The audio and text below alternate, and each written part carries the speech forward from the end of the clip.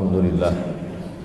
Wassalatu wassalamu ala Rasulillah Sayyidina wa maulana Muhammad ibn Abdullah wa ala alihi wa sahbihi wa man tabi'ahu wa mawala. Ashhadu an la ilaha illallah wahdahu la sharika lah wa ashhadu anna sayyidana Muhammadan abduhu wa rasuluhu la nabiyya ba'dah. Allahumma salli ala sayyidina Muhammadin an-nabiyil ummi wa ala alihi wa sahbihi wa barik wa sallim. Qala Allah Ta'ala fil Qur'anil azim wa huwa asdaqul qailin. A'udzu billahi minasy syaithanir rajim.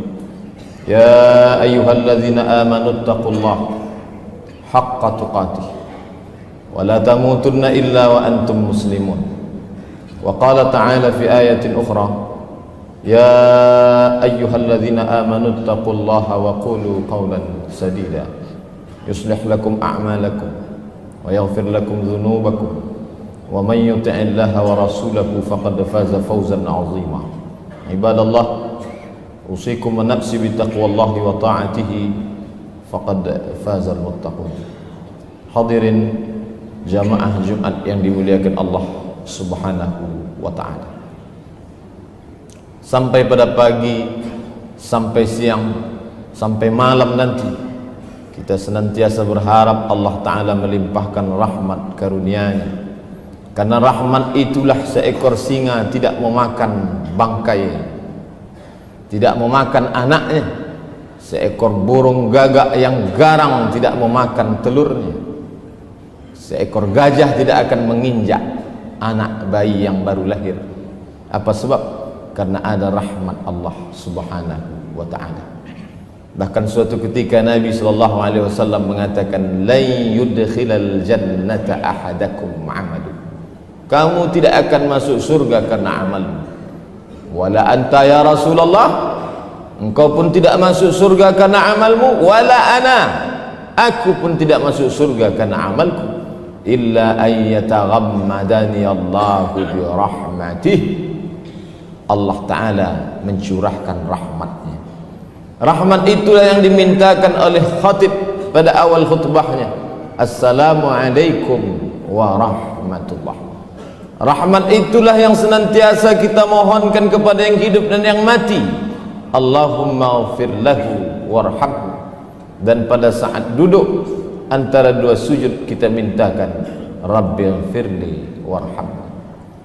Kenapa orang yang berdosa sampai siang ini masih hidup?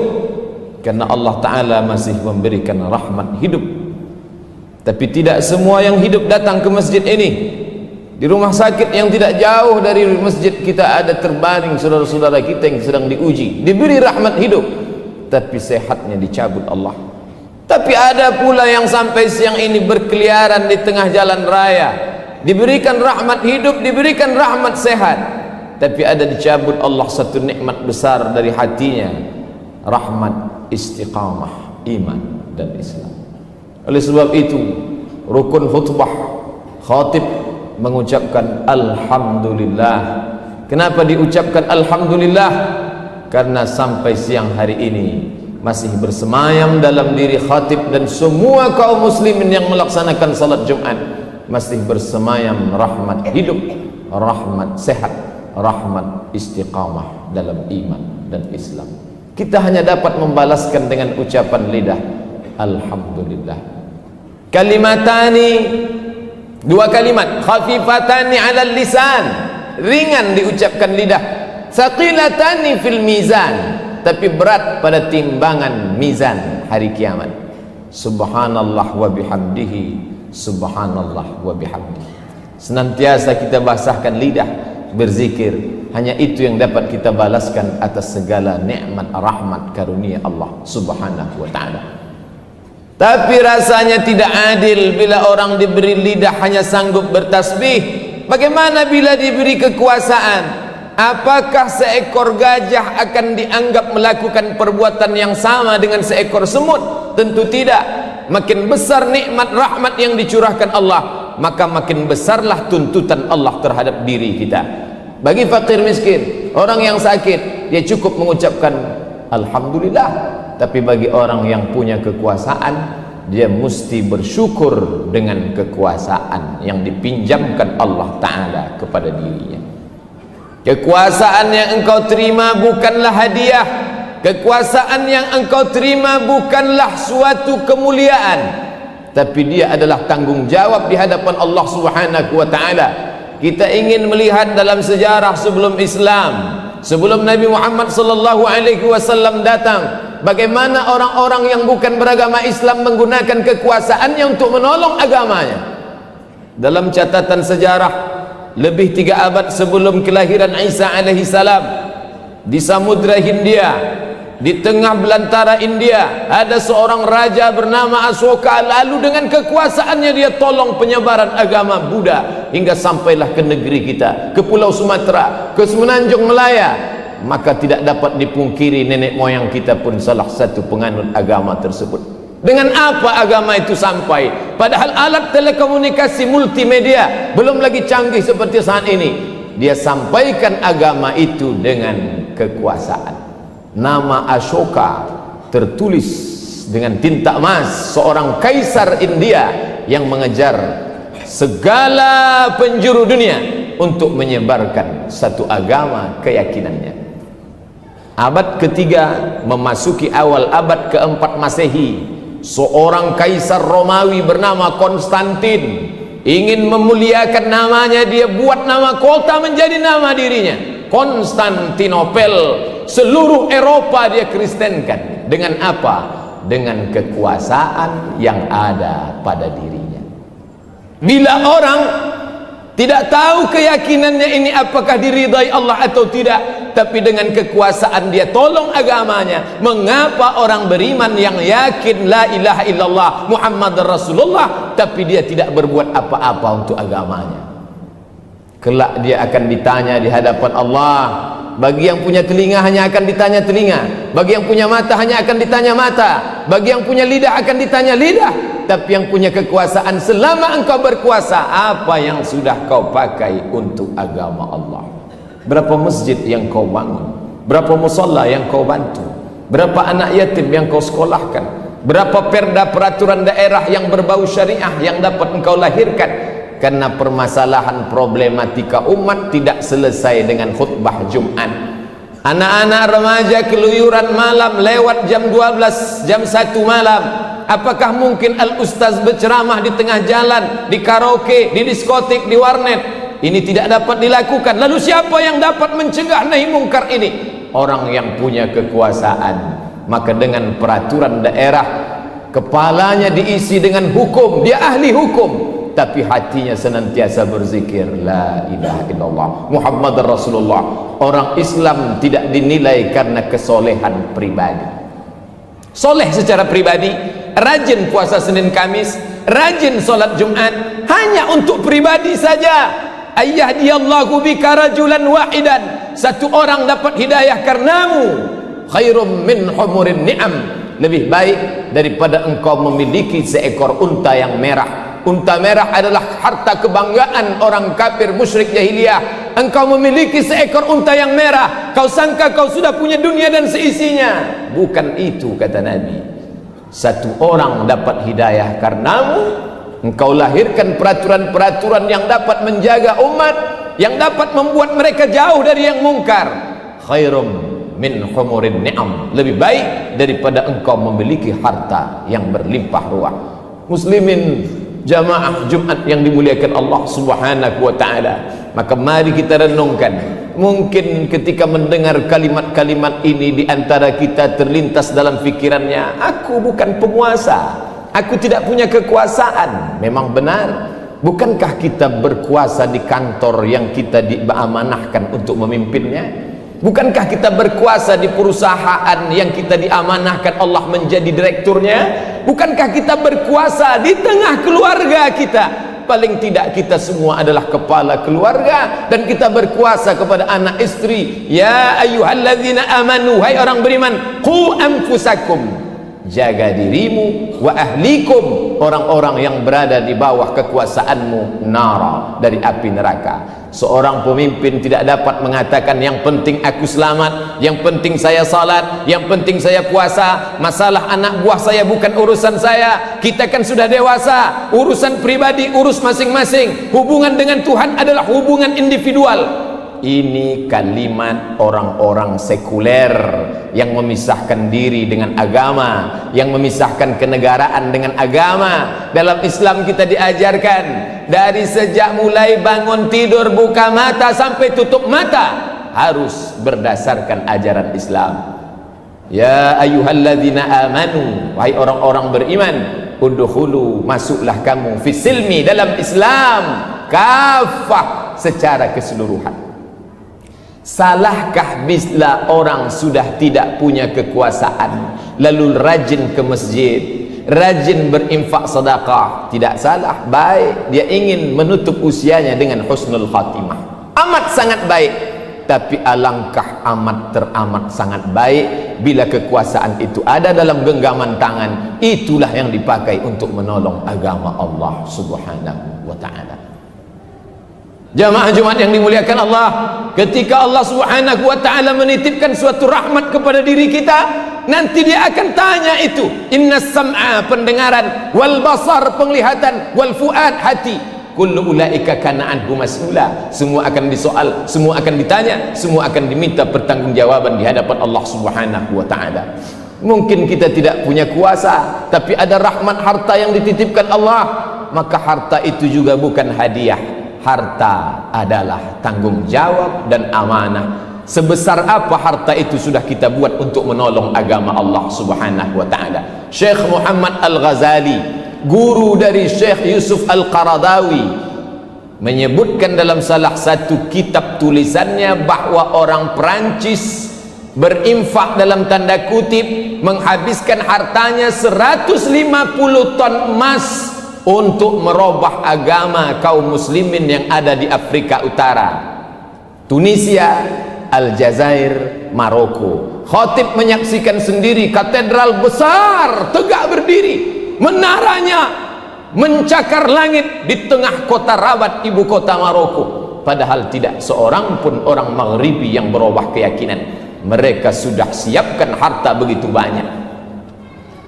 Orang-orang Itali tidak mau menuliskan agama dalam IC, identity card, kartu tanda pengenal. Apa sebab? Apa kronologis orang Itali tidak mau menuliskan agama di kartu tanda penduduknya? Karena bila ditulis agama, maka otomatis gajinya akan dipotong 10% oleh agama. Apa maknanya? Ada kewajiban memberikan 10% dari pendapatan untuk agama. Islam, pernahkah gaji kita dipotong langsung 10%? Kalaupun ada kabupaten, kota, Pemda yang memotong 2,5%, itu pun zakat. Tapi 10% terlalu banyak. Yang 2,5% pun banyak yang mengeluarkan sumpah serapah. Saya mau berzakat, itu terserah saya. Saya mau bersedekah, itu hubungan pribadi saya dengan Tuhan. Kenapa mesti diatur-atur? Kenapa mesti diurus-urus? Ternyata orang Eropa yang sekuler, yang katanya kafir, yang katanya sosialis, yang katanya komunis, mereka masih memotong potongan atas dengan potongan yang luar biasa. Jamaah Jumat yang dimuliakan Allah Subhanahu wa ta'ala, maka kita perlu berpikir sejenak. Agama Allah ini dulu pernah kuat. Kenapa? Dia ditopang dengan tiang-tiang yang kokoh, tiang kekuasaan, tiang ekonomi, tiang ilmu pengetahuan. Maka kita akan bangkitkan lagi agama ini. Sulitkah bagi Allah Ta'ala menolong agamanya? Allah Maha Besar.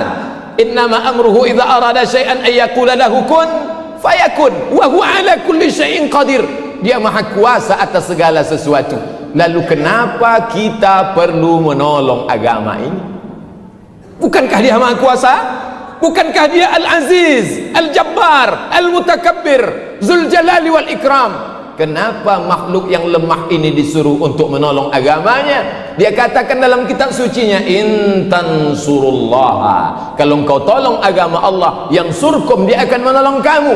Dia bukan tidak sanggup untuk menolong agamanya. Dia Maha Kuasa untuk membolak-balikkan dunia ini, tapi dia ingin menguji hamba-hambanya. Hambaku yang kutitipkan kekuasaan, sudikah engkau kuuji dengan kekuasaan? Banyak orang menganggap menjadi miskin itu ujian.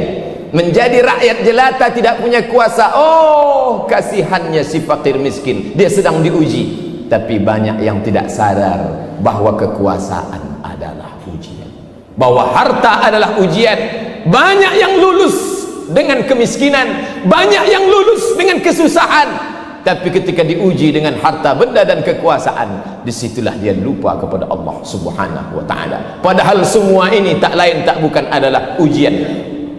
Ketika raja diraja Sulaiman, anak Daud alaihissalam, bagaimana kekuasaan Nabi Sulaiman? Dari sungai Nil Afrika Utara sampai sungai Efrat di Irak, Asia Afrika, kekuasaan Sulaiman. Bagaimana kehebatan Sulaiman?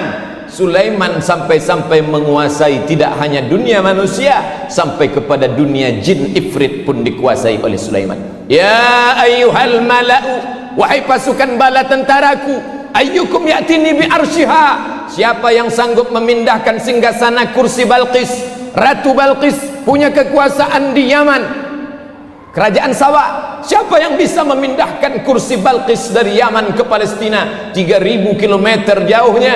Siapa yang bisa? Wa qala ifritum minal jin, berkatalah jin ifrit, ana atika bihi, aku sanggup memindahkan kursi Balqis qabla an taquma min maqamik, sebelum engkau tegak dari tempat dudukmu. Belum kau berdiri hai Sulaiman, kursi Balqis sudah sampai. Wa qala allazi indahu ilmun minal kitab, berkata seorang lelaki yang memiliki ilmu dari Alkitab, Al-Quran, kitab suci Allah. Apa dia katakan? Ana atika bihi, aku sanggup memindahkan kursi Balqis qabla an yartadda ilaika tarfuk, sebelum matamu berkedip, kursi singgasana Balqis sudah pindah dari Yaman ke Palestina. Ketika kursi itu sampai, apa yang dikatakan Sulaiman alaihissalam? Nabi Sulaiman mengatakan, hadza min fadli rabbi, ini ujian Tuhanku, liyabluwani, dia sedang menguji imanku. Aashkur, apakah aku akan bersyukur, am akfur, apakah aku akan kafir.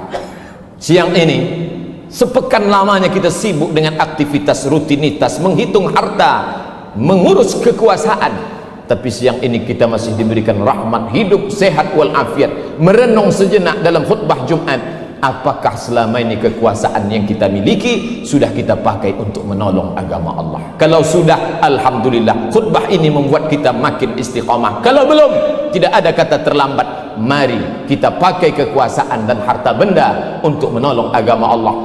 Harta tidak lagi ada, kekuasaan pun tak tersisa. Apa yang bisa saya sampaikan?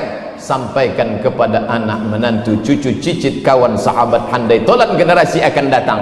Wahai cucuku, wahai anakku, wahai sahabatku, wahai generasi ke depanku, aku dulu pernah berkuasa, tapi aku tidak tahu agama. Sekarang aku tak punya apa-apa, tapi aku ingin sampaikan kepada kalian, di akhir hayatku, aku ingin kalian menolong agama Allah dengan harta dan kekuasaan yang dititipkan Allah Subhanahu wa ta'ala. Inilah yang akan dibawa menghadap Allah Subhanahu wa ta'ala. Yauma la yanfa'u malu wa la banun, yauma la yanfa'u malun, pada hari itu tak ada guna harta, wala banun, anak pun tak bisa menolong. Siapa yang akan menolong?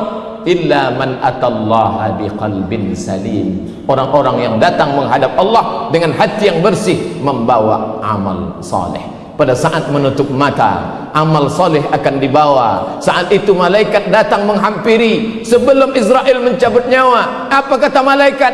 Allah takhafu, hai calon jenazah, hai yang akan mati meninggalkan berjasad, la takhafu, jangan kau takut, wala tahzanu, jangan kau sedih, wa abshiru bil jannati allati kuntum tu'adun, berbahagialah kau mendapatkan surga yang dijanjikan Tuhan. Saat tersenyum, saat itulah ruh keluar dari jasad, dibawa oleh malaikat Israel menghadap penciptanya Allah Subhanahu wa ta'ala. Barakallahu li wa lakum fil Qur'anil azim, wa nafa'ani wa iyyakum bima fihi minal ayati wa dzikril hakim, wa taqabbala minni wa minkum tilawatahu, innahu huwal ghafurur rahim. Allahumma shalli ala sayyidina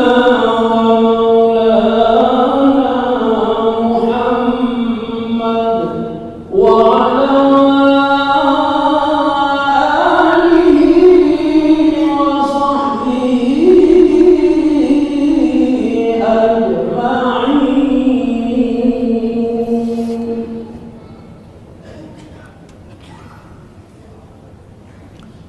Alhamdulillahi Rabbil Alamin.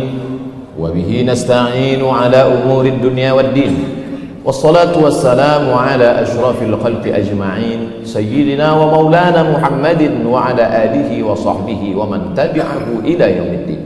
Ashhadu an la ilaha illallah wahdahu la sharika lah, wa ashhadu anna sayyidana Muhammadan abduhu wa rasuluhu la nabiyya ba'dah. Allahumma salli ala sayyidina Muhammad wa ala ali Muhammad kama sallaita ala Ibrahim wa ala ali Ibrahim innaka Hamidum Majid.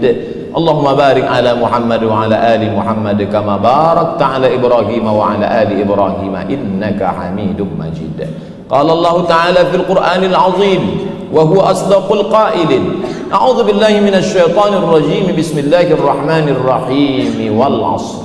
Innal insana lafi khusr illa alladhina amanu wa 'amilus solihat wa tawasaw bil haqq wa tawasaw bis sabr. Wa qala ta'ala fi ayatin ukhra, innallaha wa malaikatahu yusalluna 'alan nabi ya ayyuhalladhina amanu sallu 'alaihi wa sallimu taslima. Allahumma ighfir lil muslimina wal muslimat wal mu'minina wal mu'minat al ahya'i minhum wal amwat bi rahmatika ya arhamar rahimin. Allahumma a'izzal islam wal muslimin wakhzulil kafarata wal musyrikin wa dammir a'da'aka a'da'ad din. Allahumma ansur ikhwanana al mujahidin fi Palestin. Allahumma ansur ikhwanana al mujahidin fi Suriah. Allahumma ansur ikhwanana al mujahidin min masyariqil ardi ila magharibiha. لا تدع لنا في مقامنا هذا وفي ساعتنا هذه ذنبا إلا غفرته ولا هما إلا فرجته ولا دينا إلا قضيته ولا مسافرا إلا وصلته ولا مريضا إلا شفيته ولا ميتا إلا رحمته ولا حاجة من حوائج الدنيا والآخرة لك رضا ولنا فيها صلاح إلا قضيتها ويسرتها يا أكرم الأكرمين. عباد الله، أوصيكم ونفسي بتقوى الله وطاعته فقد فاز المتقون. إن الله يأمر بالعدل والإحسان وإيتاء ذي القربى وينهى عن الفحشاء والمنكر والبغي يعظكم لعلكم تذكرون. فاذكروا الله العظيم يذكركم واسألوه من فضله يعطكم ولذكر الله أكبر والله يعلم ما تصنعون. أقم الصلاة.